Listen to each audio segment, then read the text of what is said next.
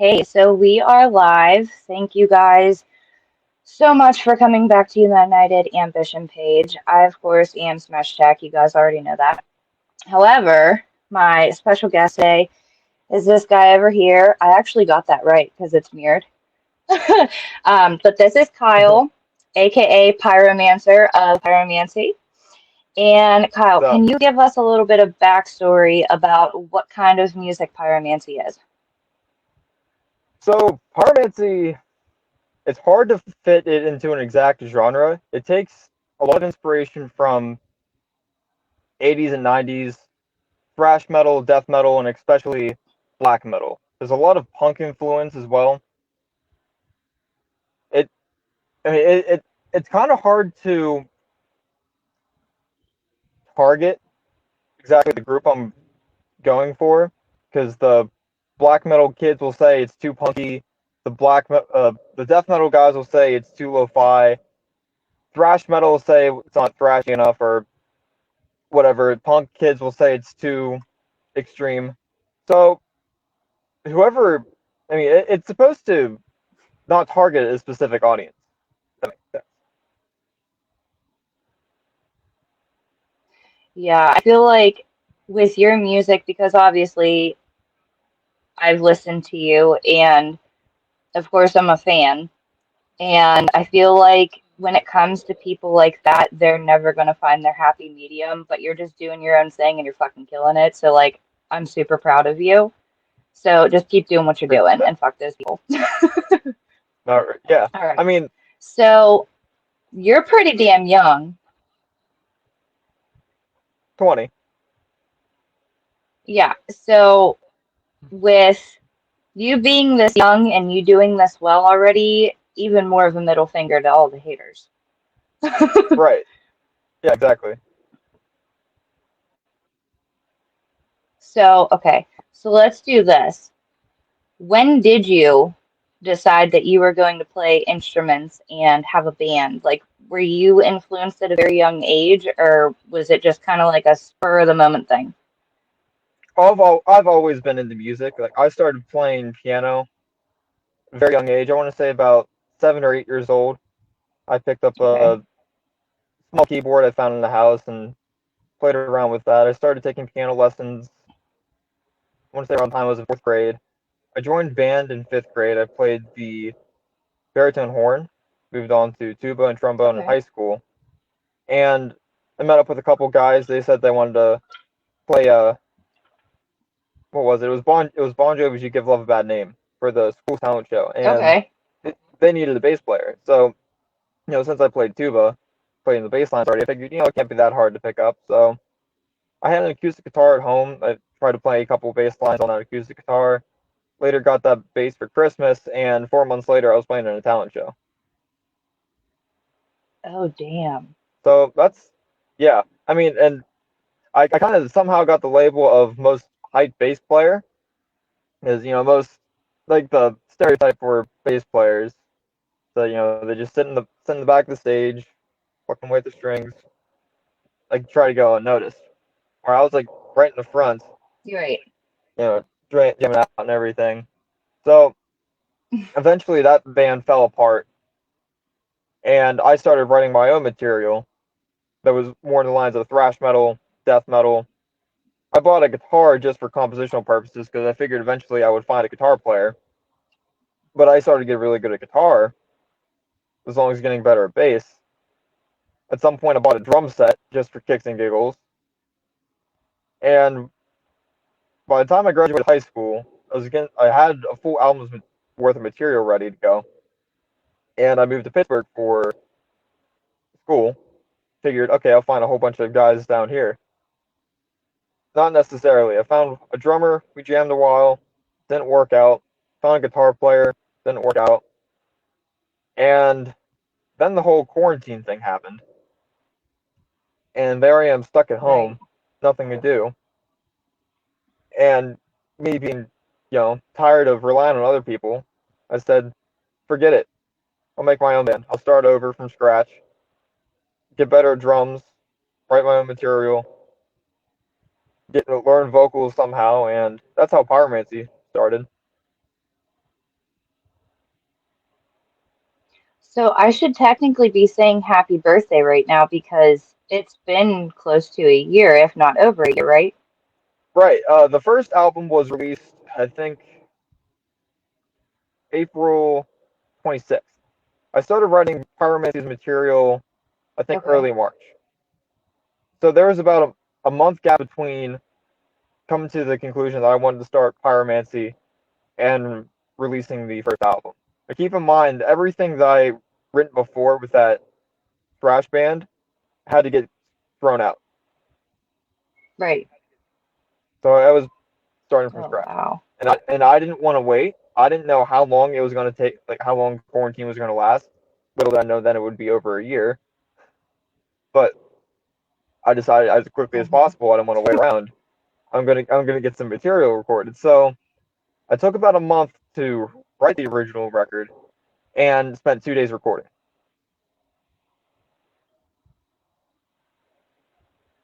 And you are the of it, man behind everything. everything.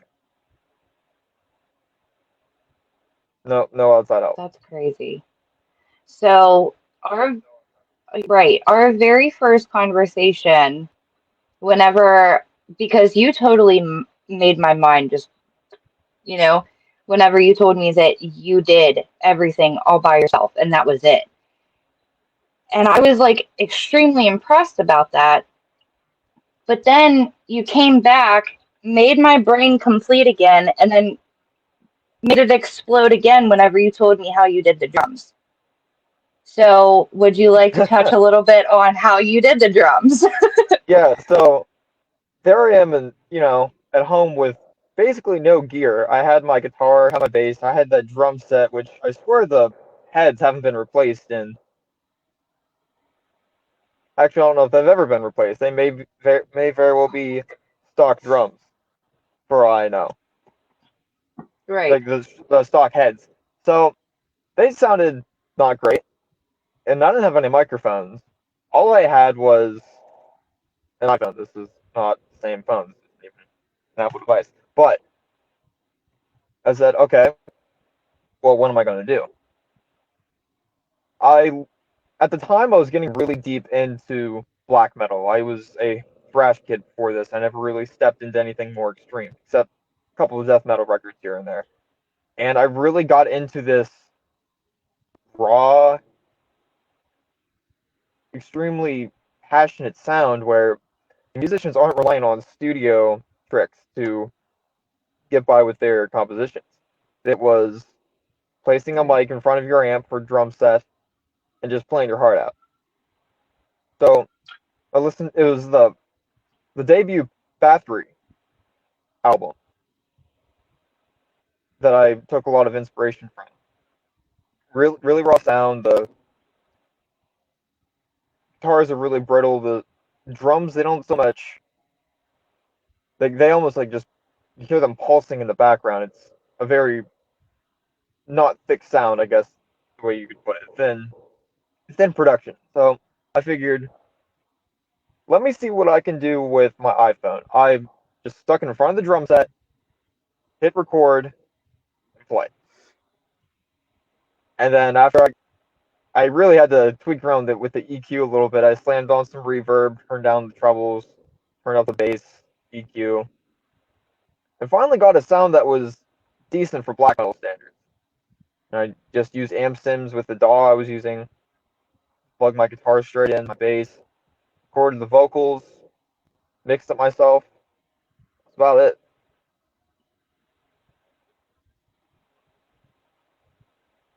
I don't know how many And you times I can hear that and it still fucks my head. like I don't like you didn't think it was like studio recording, did you? Honestly, when you had first sent me your Spotify link and I was checking everything out, and this is including having headphones in, I honestly did.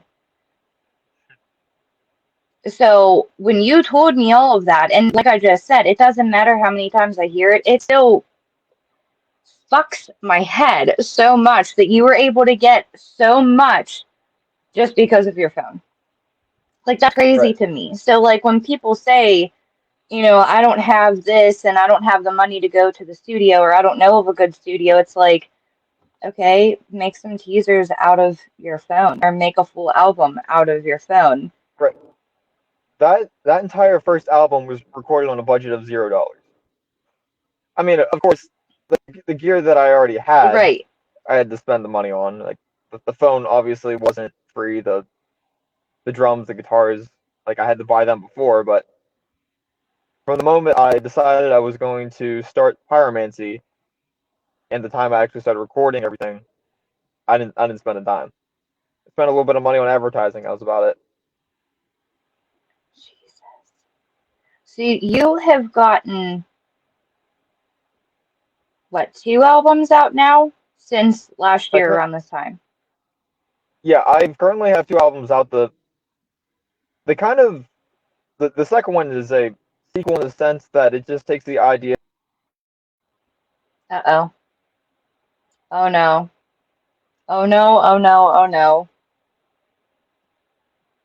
Okay, guys, so a little bit of backstory on Kyle's situation right now. His phone and I'm pretty sure his iPad just did. Hang on 1 second. All right, we back? You scared me. I don't know what happened. My connection seems fine. All right, where were we? I'm hooked up to my Wi-Fi, but it's okay. Um, so you have just in a matter of a year, you have 2 albums, and then there's a few singles out there as well, just kind of floating. Yeah, the first single was just a remixed version of one of the songs from the first album, and then the second track, I guess you could consider it a split single, basically to use a track for the second album. They kind of Okay. like the song itself ended up being like a sequel of sorts to the track from the first album. It kind of Okay. continues an ongoing theme, I guess. But the main reason I made that second album was, for one, I still had all these ideas, and I figured, why wait? And then by that point, acquired a bit more gear, so I actually bought a microphone to record my drums. Of course, it's still a one mic recording, Right. so it's not like you're getting this big sound with the drums. For me, it's still better than drum samples. Like Right. I don't mean to diss on anybody that uses drum samples for their releases, but for me, that completely takes out the heart and soul of the music. Think like you listen to this and you think, oh, this sounds good, but knowing that in the back, like in the back of your mind, that these are just drums that were, copy pasted, programmed out, instead of hearing like the actual performance of the musician. To me, that's just a cop out. And Right. I know not everybody does that, but I know like on a lot of major label releases, they will do that because it sounds better or it's Mhm. perfect because everything is snapped to a grid. I don't buy that. I take Right. all my influences from a time where they were still recording stuff on tape. They didn't have digital recording techniques. So, since you said influences, I'm not going to be that typical. What are your biggest influences? But what inspired you the most to start playing? I mean, I always wanted to play. I've when I was in band in high school, I I mean I learned a lot, and that ended up being my main focus in high school. And I wanted to be able to continue that out of high school. Okay. And I knew it wasn't going to be with a tuba or trombone or whatever. And since I was getting started in that band back in high school, I wanted to keep that going. The band never stayed together, so I started writing my own stuff, wanting to form another band. That fell through, and when I decided I was done relying on other people, I just went on my own. Right. Honestly, I As mean, far as my, sometimes it's better to go on your own. I mean, I honestly miss jamming out with people. Like it's fun, like just getting 3 or 4 dudes in a. Oh no. Oh no. Oh no. Oh no. I'm sorry, guys. I'm not sure if this is how the whole thing's gonna go. Give me a second to come back in. All right, I don't know why that keeps happening, but deal with it. Every time, my reaction is the same thing. I just go, oh no, oh no. No, I mean it was bad enough that my phone crapped out right before this, so we'll deal with it. Yeah. I'm used to setbacks. See, I know Andy's probably watching, and God forbid you say that it's an Apple brand. He's going to be like, oh, it's because it's an Apple, because he's so Android. And No, yeah, I love I far prefer my Android phone over an Apple device. I just kept an iPad just so I could stay in the Apple loop, I guess, yeah, but it's not completely necessary. But you were saying as far as being like a solo musician doing everything on my own. yeah, I mean, I can't be late to my own practice. exactly. Yeah, I mean, I don't have to teach myself how to play a part. I wrote the thing. I know how to play it. exactly. I mean Exactly. that's not to say I don't have to practice or anything. Like I'm honestly a god awful drummer. I sometimes wish I had somebody to do all my drum parts, but at the same time, even when I did have a drummer, he never practiced. So Mm. it is what it is. But honestly, I mean, from the very beginning of your journey up until present, honestly, with what you had put out last year up to Arctic Isolation, the drumming has gotten a lot better. Like you're doing something.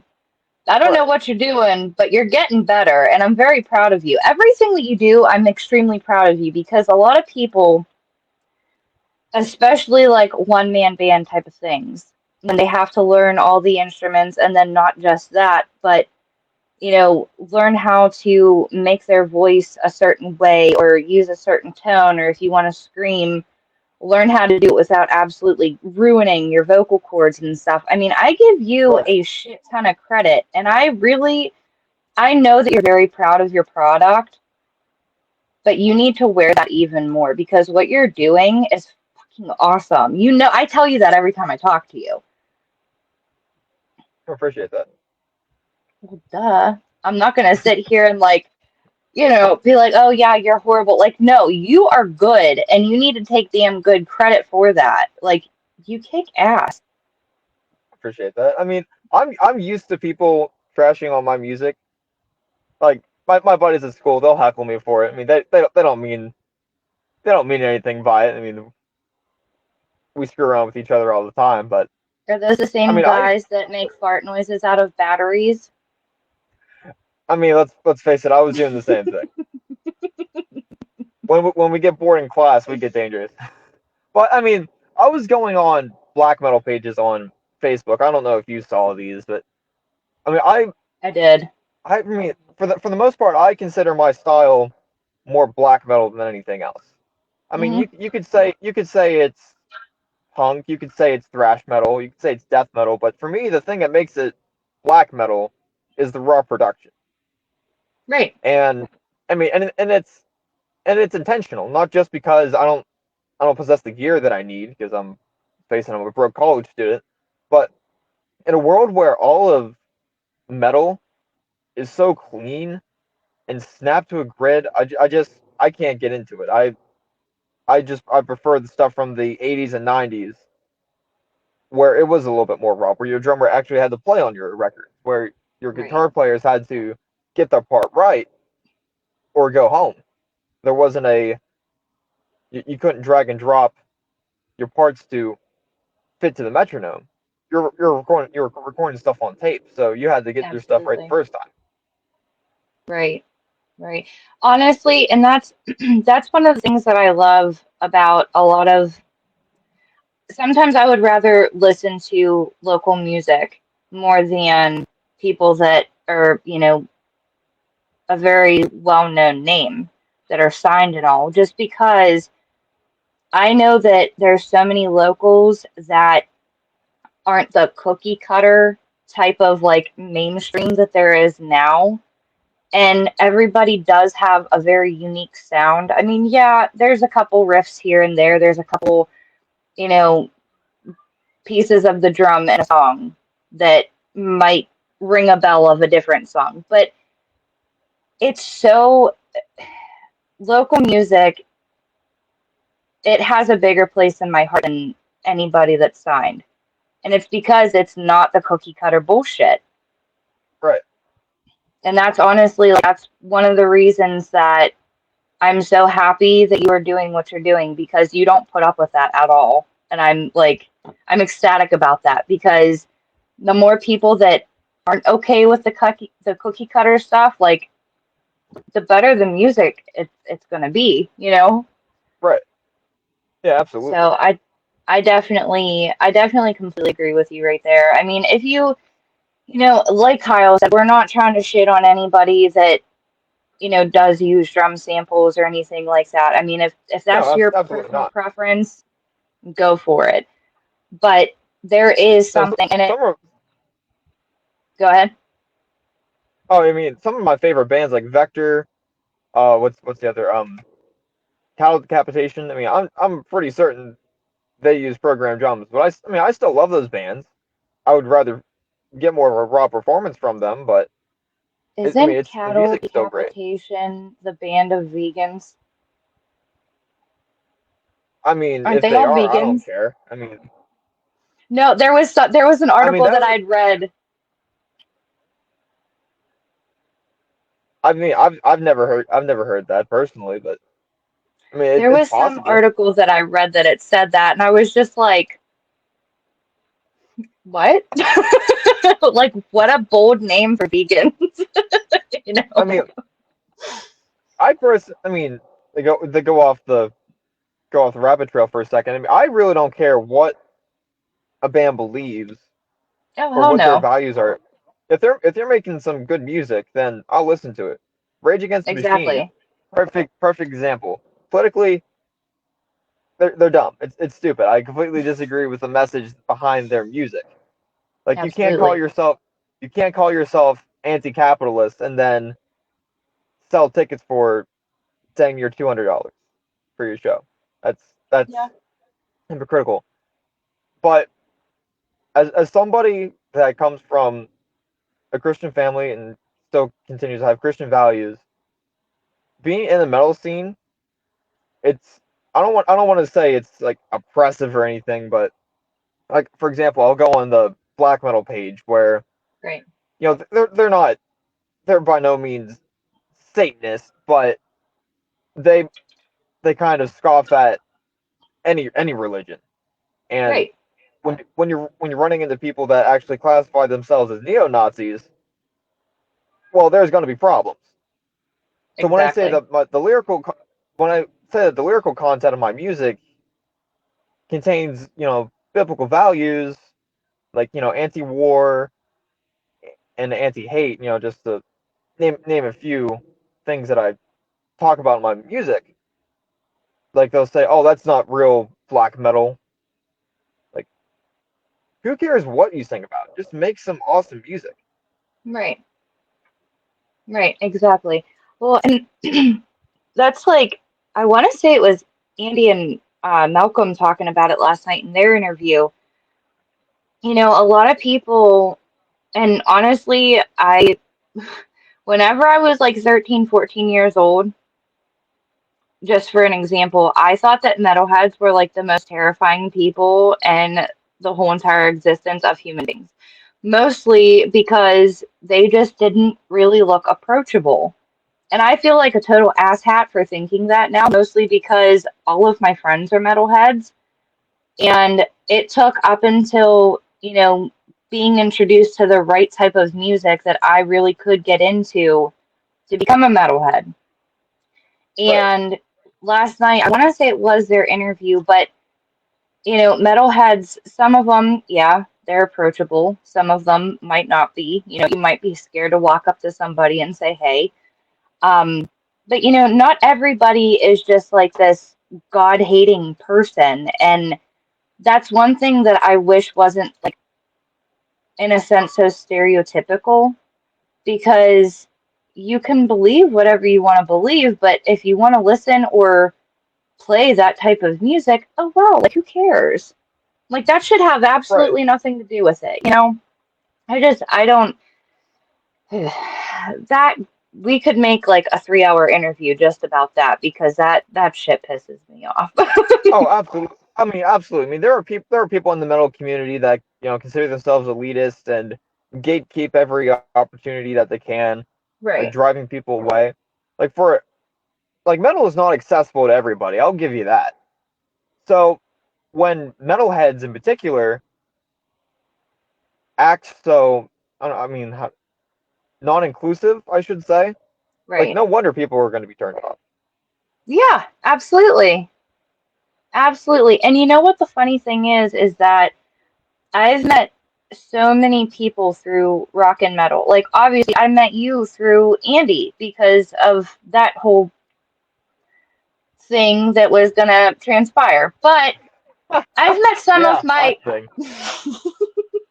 but I've met some of my best friends through a lot of rock and metal music and stuff that I was terrified of 15 years ago. Oh no. Oh no. Oh no. Oh no. Kyle, come back. Oh no, Kyle. Kyle, I'm you back. gotta stop You leaving me missed me? like that. It Look, scares I'm me not every doing this. time. No, No, but yeah. 15 years ago, I would have been terrified to listen to any of the music that I listen to now. But honestly, if you think about it and you really pay attention to lyrics and the emotion of the instruments in the song, I mean, that sounds so weird, but like, I legit feel like there's so much emotion behind the guitars and the drums and bass and No, the I, song. I absolutely agree. Just those alone, it creates some type of a story, and you don't know until you wrap your head around all of it if it's going to be a sad story, a pissed off story, a happy story. And I honestly feel like rock and metal are the deepest in an emotional value when it comes to music. I mean, of course, like R&B has a lot of the lovey-dovey type of stuff. But when it comes to music actually saving someone's life, you're not going to find that unless you go to rock and metal. And I appreciate the fuck out of that. Right. So, I don't know. It's just like, it's a bunch of stuff that a lot of people are absolutely terrified of, and it's so stereotypical. And you just got to put your toes in the water and test it out. You got to test it for your damn self and I'm sure as hell happy that I did because I would have been missing out on a lot of fun and a lot of great people, and I would have been depriving myself from incredible music if I would have never did that. So, and honestly, you introduced me to a whole different side of a music realm that I never even knew existed. So, honestly, thank you for that because I've checked out quite a few different people on Spotify, and I'm blown away every time I check somebody out that's a different type of sound that not everybody is like really in tune with or something that's not very known. So I appreciate that. Oh my Well, God, I did mean, you that's the freeze? thing. Black metal, You're good. Go ahead. like, my style in particular, if we're like going off black metal influence, isn't popular in the Pittsburgh area, Right. let alone in the U.S. Right. It's something that really, really originated in like most metal acts. It started in Europe, but like namely in Scandinavia, Norway, Sweden, Denmark. That's where my type of music originated, and because of its more raw nature and inaccessibility, that's where it stayed for the most part. So, Right. in a sense, I'm trying to raise awareness for a genre of music that people aren't aware of, like something that's not metalcore, it's not gent, it's not deathcore, it's not whatever else is popular. Right, exactly, I yeah. know. I mean, correct me if I'm wrong, but I can maybe think of one other black metal project in Pennsylvania. I want to say you're right, actually. I don't know of too many, especially here in the Pittsburgh area. Everyone's just stuck with the rock or the regular metal. So yeah, I agree with you on that. It's definitely a,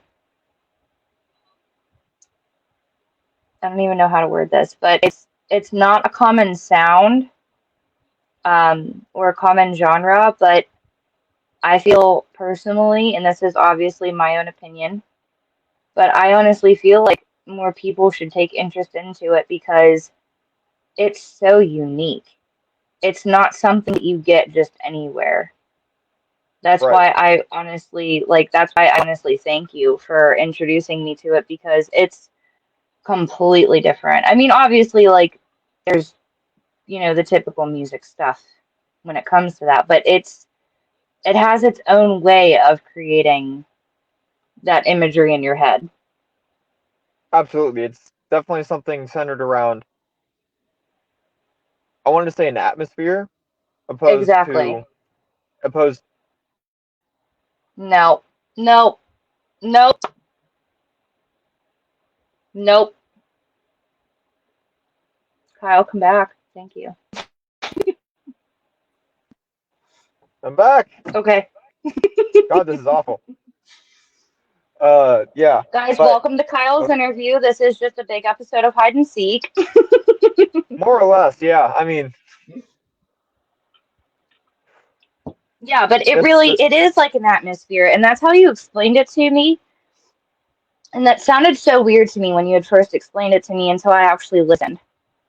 And I was like, holy crap, it really is. I couldn't believe that.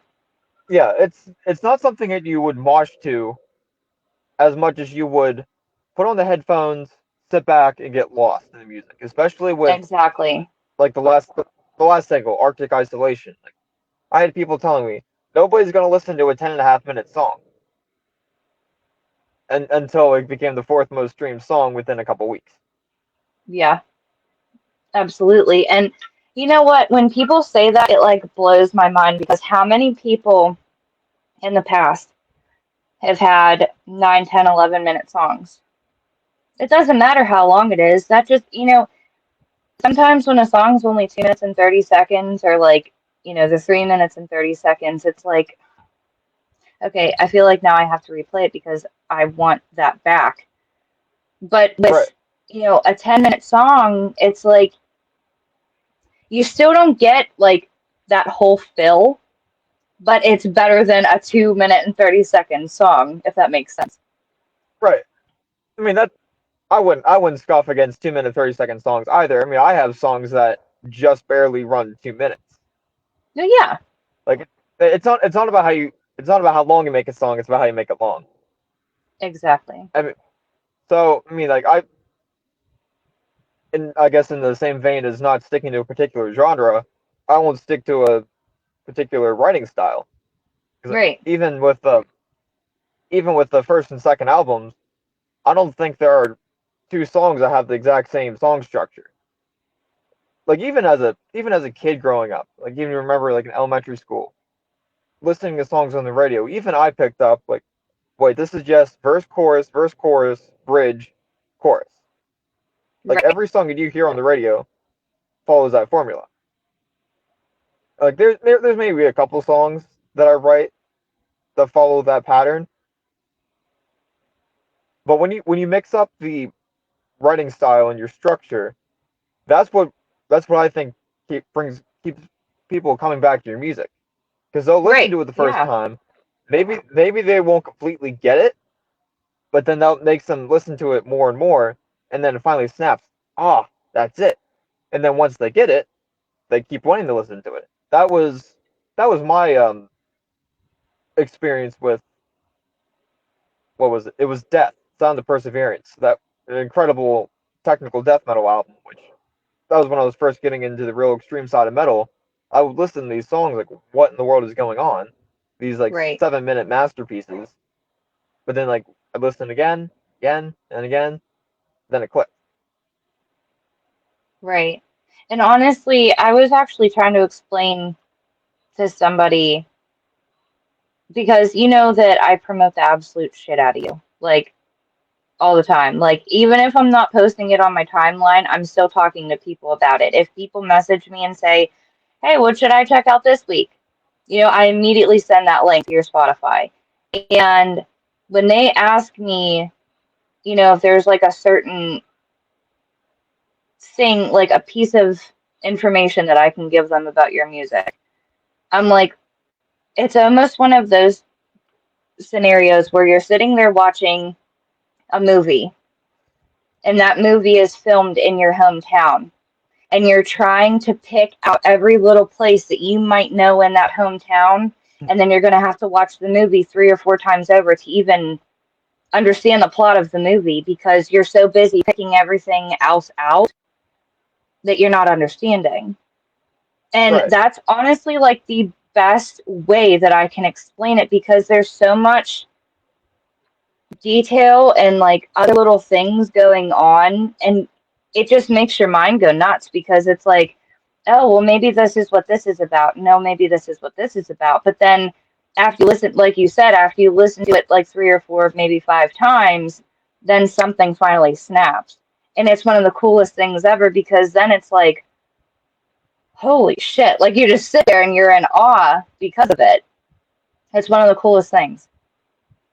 Yeah, that's really good in comparison. Actually, I've never thought of that myself.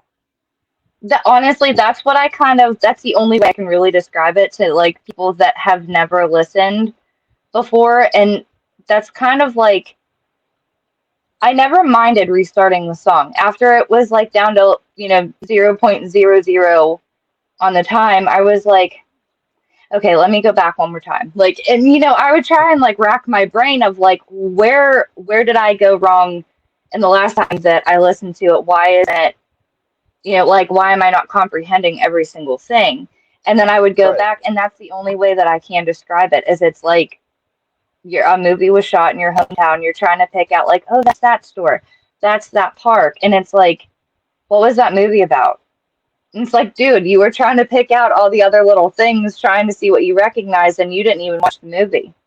So Right. that's the only way that I can really explain it, and it is one of the best explanations that I can give, just because there's so much.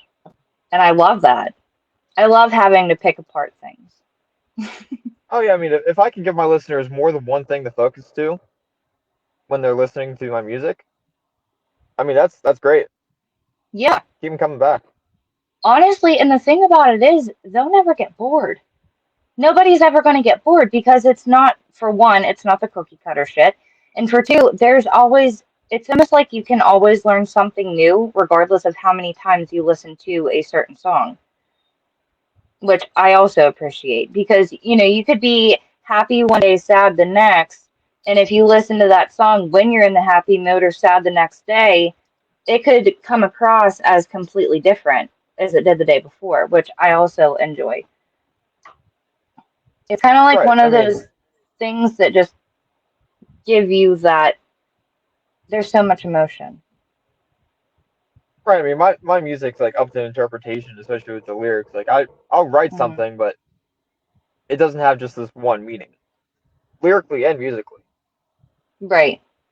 What do you think that your favorite song is that you've ever put out as the Pyromancer?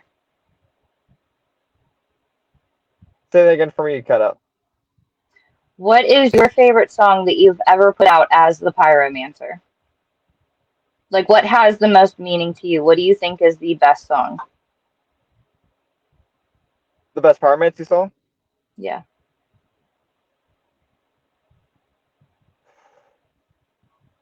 I know it's Honestly, going I to be mean, it could tough be because just. they're all good. I mean, I mean. Oh, well, thank you. I. It could be just because it's the most recent song, but for me, Arctic Isolation, the whole reason that was written which that between like from writing to uploading took about 2 weeks. Okay. Was just from like from just like a personal feeling I was having. Like it was getting colder. Of course, winter was coming. With that, you always get this sense of loneliness. I was thinking of Right. the crap that happened to me in the past, which I write about frequently, and I freaking just put my heart into that song. Just with the instrumentals, that was the first time I used keyboards a lot, like a lot more synthesizers. Like the Mhm. guitars are a little bit more in the background with that one. But just how I get lost in it, I make my music for me. Right. I don't worry about other people as much. It's like I'll make the music that I want to listen to. And even when I listen to that song now, I just get this emotion of, I get those feelings of loneliness that I used to experience, not as much now, but I just get lost in it. Right. But And it's if I had easy to pick if to. I had to pick it, oh yeah, if I had to pick a second favorite, I would say probably the Eternal Lake of Fire, be the opening track from the first album. Uh-huh.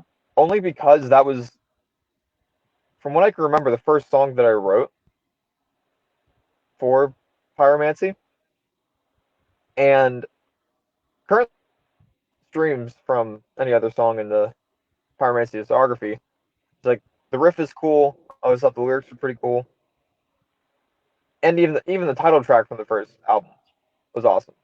Like I go back and listen to my first album, and even I had to cringe a little bit from the production. Even I think it's awful. You can think it's studio quality all you want, but I just listen to like the way the vocals are recorded, how the drums are out of time, like half the song, and how the guitar tone just makes it sound like a puddle of mud.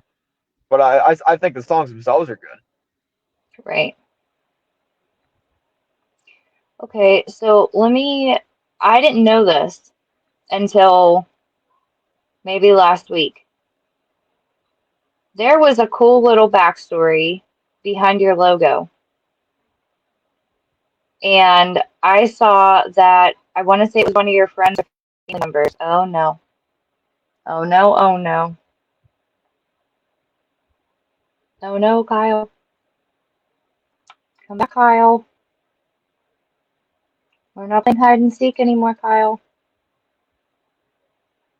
Uh-oh. Uh-oh.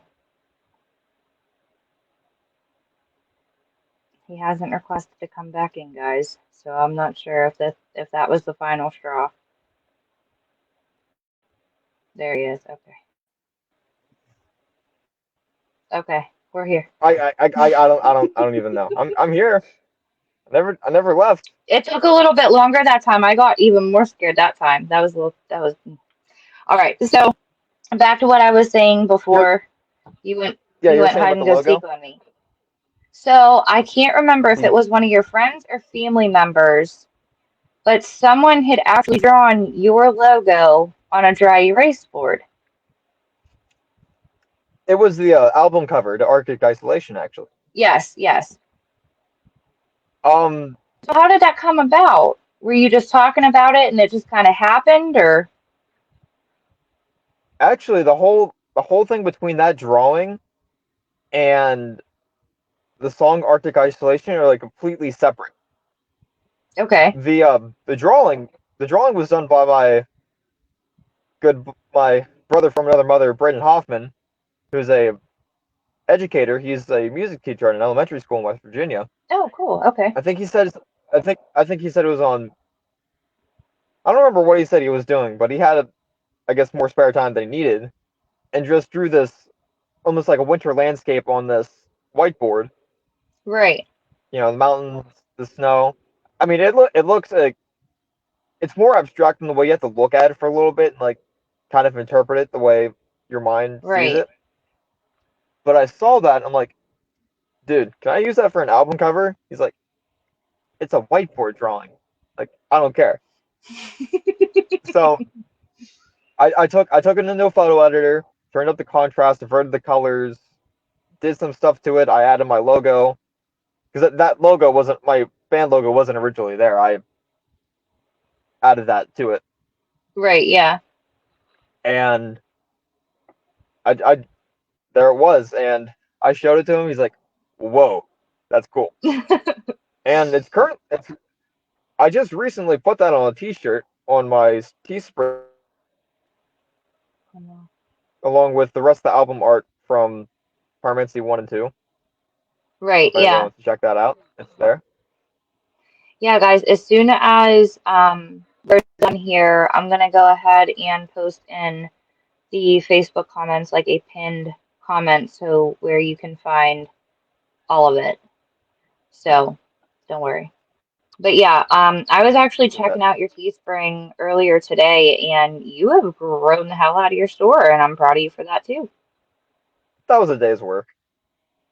I know, but still, It was it's like a Teespring's finicky. I give anybody credit that uses Teespring, yeah, it takes some workarounds. Not gonna lie. for sure. I mean, I mean, it was just a matter of taking a couple images, like making them transparent, throwing them onto a T-shirt, making the Right, yeah. like changing the price because I don't sell them at the recommended price. Like they say like most creators sell their T-shirts at $55.99. I lowered that down to was it $14.99? Just because I'll make a little bit of profit, not a ton, but I would rather sell more shirts and make less profit. Because in a way, the shirts act as advertising that you get It's paid free to put promotion. out there. Right. Right. That's one of the biggest things that I always tell people about merch is that it doesn't matter how much you make off of it. Those people are buying your product, and whatever street they walk down, somebody could ask a question about what their shirt is even about. And to me, that's all free promotion. They Oh, don't even absolutely. realize they're doing it. They just want to support you, Yeah. which is I mean, awesome. So, I get a lot of people saying that they'll look at the logo and get confused because they say the Y at the end looks like a K, or they don't realize that the all-seeing eye is supposed to be the O. So yeah, if and that's done by design. I mean, you if you look at that logo, I mean, what you see, what the Pyromancy logo is, what you see there was drawn on the back of a syllabus at like the beginning of third quarter at school. Like I just sketched it out on the back of a syllabus, took a picture of it, threw it into a photo editor, made it transparent, and that's what you see on all the album covers. oh my But God. and it's intentionally hard to read because that's how it is with metal logos. It's always this scrambling of Oh, lines and yeah, stuff. But I mean, it sparks conversation. Like, what does that say? Oh, it's Pyromancy. It's this one man metal band from Pittsburgh. right. It's funny that you said that metal logos are so hard. Like it's that thing. It's just hard to read. And my dad always said, because whenever I was younger, of course, like my dad, he would be like, "Okay, where do you want to go shopping for your birthday or for Christmas?" Because he never bothered buying me stuff that he knew I wasn't gonna like. So he would always take me to the mall and buy whatever I wanted. And of course, all the girls that were in middle school, high school at the time, we would all go get our eyeliner from Hot Topic because it was black eyeliner with the glitter in it. I don't even know if they still make the shit anymore, but my dad would walk into that store and he would say, half of these shirts look like somebody poured liquid metal into an anthill and took it out of the ground. And that has stuck with me so hard. And that was years ago. And oh my gosh, it's true. I mean, they really are all over the place, but some of them are really, really cool. Yeah, absolutely. I mean, they will look a little samey after a while. I'm not gonna lie. Yeah. Like some of the deathcore bands, like they all look exactly like that, Oh, for sure. and For then it sure. gets hard to tell them apart. but it's in creative taste. Yeah, I so so all of your stuff, your logo to Arctic Isolation's actual cover, all of that is just handwritten and put into a photo editor. That might win the drum thing because I didn't know that either. You just Yeah. surprise the hell out of me at all times. Well, the only thing I can't take credit for besides the drawing that my buddy did for the Arctic Isolation album, he didn't even know he was drawing an album cover, Yeah. was the image for the debut album. I'm gonna be a nerd here and see if I can. No, I'm not gonna do that. But that picture was just an image my one buddy from high school uploaded to his Snapchat, and Okay. they must have just burnt down a shed or whatever that they were getting rid of, and they burnt down the shed, and it was just this guy. His name is Bryson. Bryson, if you're listening, thank you. It was just Bryson sitting in a. It was just Bryson sitting in a chair, back facing the camera, watching this shed burn. That was somebody who's familiar with like black metal, like from Norway, Okay. the whole burning churches thing, which I don't really agree with. It regardless, it's an iconic image, and that's the only thing Right. I was thinking of when I saw that. So I saw that like, man, that is really cool, and I kept looking at that picture, kept looking at it, kept looking at it. Eventually, Oh no. Oh no. Oh no. Oh no. Come on, Kyle. Come back.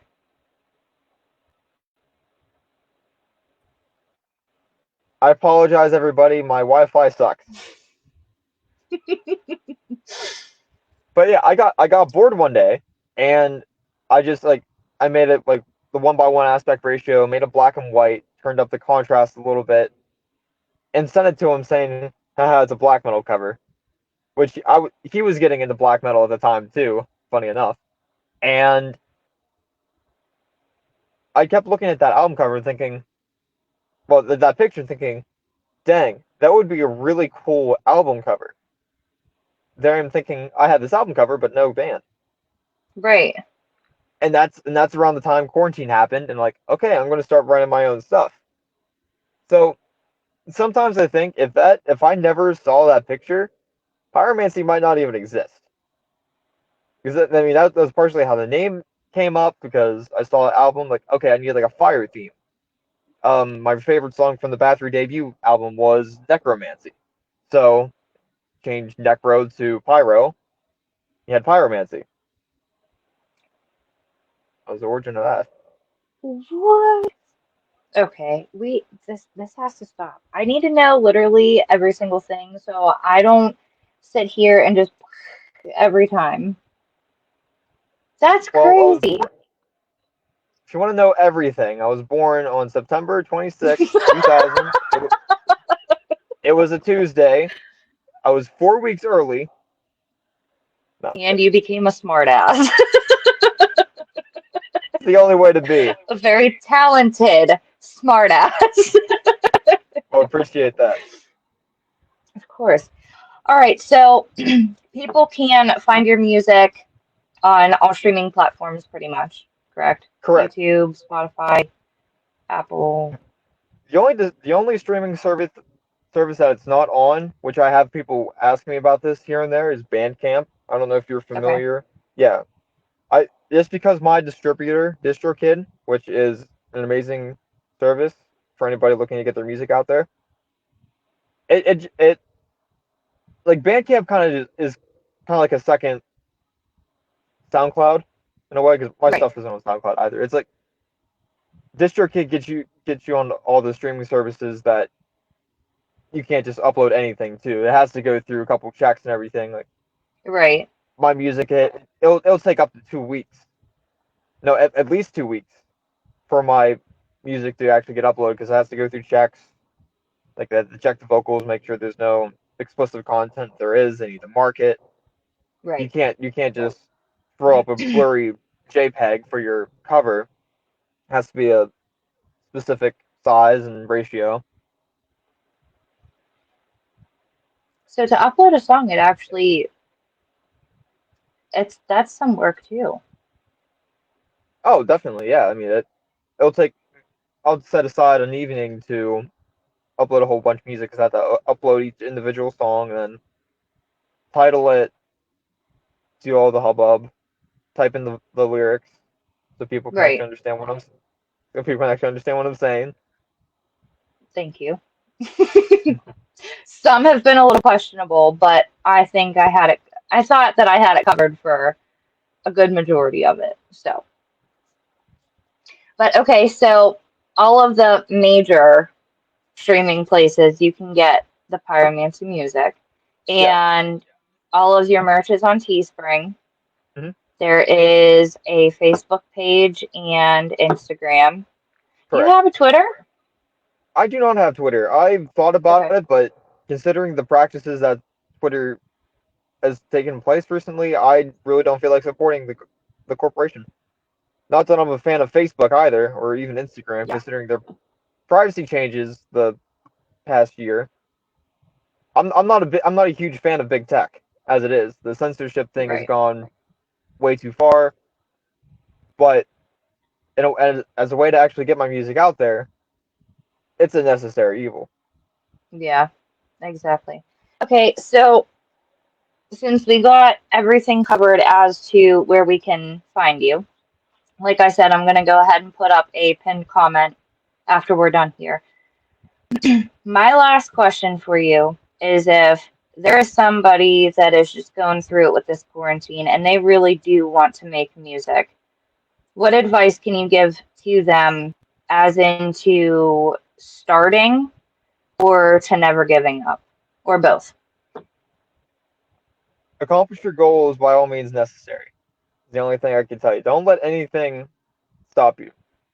I used to say back in the day, we're going to go back a little bit. To when I'd say it was back in middle school. There Okay. is an older lady that we went to church with, and she played guitar, acoustic guitar, would sing some Okay. hymns here and there. And it always amazed me. Just a lady strumming a couple chords like your A, G, F. Like it always amazed me. Like, whoa, I will never be able to do that. Then one summer, I picked up an acoustic guitar, learned a couple chords, tried playing a couple songs, and I finally got it. Like, man, I have peaked. And then a couple buddies asked me to play bass. Like, there's no way I could ever play bass. I don't have the groove for it. 4 months later, I was playing bass in a talent show, Right. and the guitar player, the one guitar player in the band, I always looked up to him. He was a couple of years older than me, and I just always looked up to him, and I always thought he was so good at guitar. Like, man, I would never be able to shred an electric guitar. Well, I ended up getting an electric guitar, learning a couple of riffs, learning scales, started learning electric guitar. Then the drummer in the band, I look up to him too. Was real good buddies ever since elementary school. Man, I can never play rock beat. Can never do the double bass thing where you're keeping time with both your feet and moving both your arms. Right. Like I can never do that. Then I bought a drum set and recorded 2 albums on drums.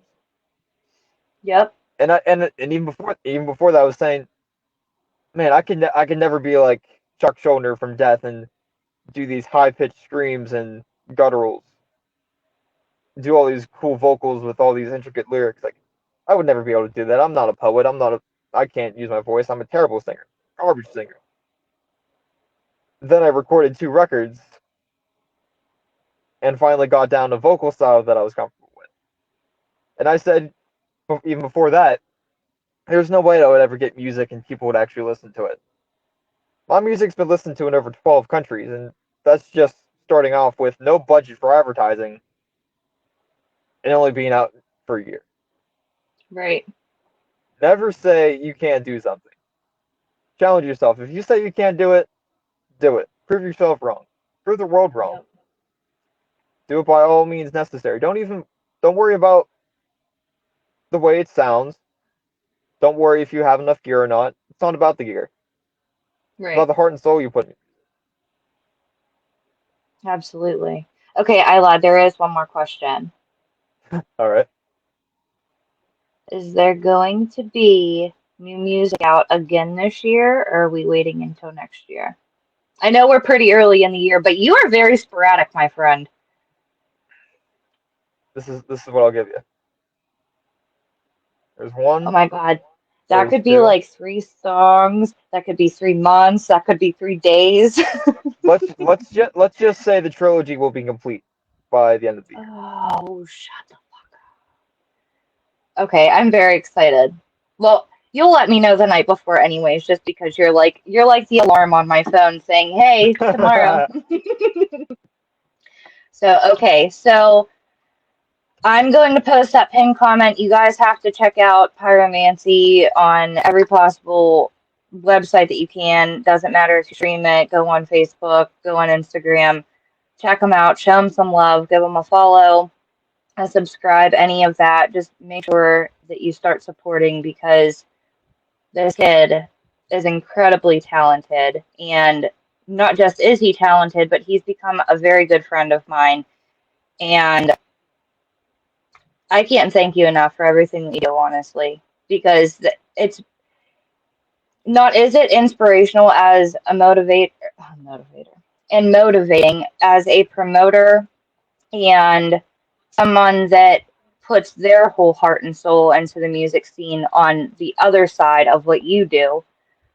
But that can be so inspirational for the music that's about to come out of these little tiny beings that are the next generation. So Yeah, I appreciate every single thing that you do, and I respect everything that you do because you're just one person. You make a whole big ass sound. That's I appreciate incredible. that. I appreciate what you Absolutely. do. You're doing an awesome job out there, like bringing exposure to all these bands in Pittsburgh that otherwise nobody may ever heard of. I wear your brand everywhere. Oh, look Everybody at it! everybody everybody sees this, and I put that guitar on that sticker on my guitar. Like I want people to know about what you're doing because For those of you bringing who don't know, exposure to that's all what he's talking these about. bands. I don't know if anyone, Yeah, if that, that awesome thing. yeah. That very well Well, may thank be the you. start of yeah, that may very well be the start of making the 7 string the punk rock guitar with all the stickers and everything. Oh, I need to like have updated pictures every time you get a new sticker because that's gonna look cool. Oh yeah, definitely. So if any bands out there Absolutely. watching want to send me some stickers, put you on my guitar. Free promo. Absolutely. I put a bunch of stickers all over my laptop. They're inside and outside, so like right by like the mouse and stuff, and then of course on the outside, I always put stickers all over everything. And if I don't, my kids do. So free promotion from me and 2 4-year-olds. So, Right.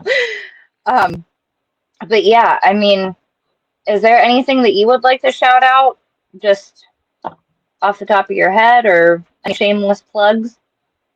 I mean, I just like to thank everybody that's gotten me to this point. You especially, my family that's always been by my back, my band director from high school, Larry Sarvey, the greatest guy out there, got me to where I am. You taught me how to, you know, put my work in. You taught me that the instrument isn't going to practice itself. You got to pick it up for a couple hours each day. Absolutely. Let's see. There's one band in particular I will shout out, Steak Driver. I've actually ran into them on TikTok of all places, and they call their band Pyromancy after I already had a couple albums out, and commented, "Hey guys, just to clear up any confusion, you might want to change your name." I wasn't trying to be a dirtbag or anything, but it's like, "Oh Right. yeah, we found you. Yeah, we found you guys," not knowing that I was a one man band, and they changed their name to Steak Driver, and they have this really cool combination of black metal and hardcore. So it's like these Ooh. really these harsh vocals with black metal, like this black metal sound with mosh pit riffs, basically. Really cool stuff. Oh, I like that. I might have to check them out. You said they're on TikTok? I would find them on Instagram. Okay. Spotify is where I've listened to their music. Steak Driver is the Okay. name. They just released their first full length. Okay. Cool. Yeah, I'll definitely check that out after this. All right. Is there anything else that you'd like to do? Shout out? Live long and prosper, friends. Don't forget the rock and roll. Absolutely. All right, guys. Well, you saw it here, Mr. Kyle, the Pyromancer of Pyromancy, and go make sure you support and follow and check out everything. And you heard it from him. I'm just gonna do this because that's all you gave me. All right. So, yeah, keep an eye out here in the comments after the video is over. I always save the live interviews and I try to pin as many comments as possible in there. So I'm going to post all of the links to where we can find you. And Appreciate it. yeah. All right. Well, thank you so much for doing the interview. I greatly appreciate it. And thank you for like making my head explode on some other level again tonight. Because, we can't have a conversation without that happening. Right. All right, Well, guys. Well, go ahead. oh, I just want to thank you for the exposure. Hopefully, more people Oh, will of course. the band. Of course. I always got you. If Oh I yeah, didn't have you appreciate guys, I that. wouldn't have anything at all. I'd be so Right. bored. Honest to God. All right, guys. Well, I appreciate all of you for tuning in, and we will see you on the next one. I think I am going live again tonight here in an hour or two with Mindy Jackson of Dying Oath from North Carolina. So if you want to come back and watch another interview tonight, be my guest. We'll be here. So I appreciate you guys, and I love you guys. Stay safe. See y'all.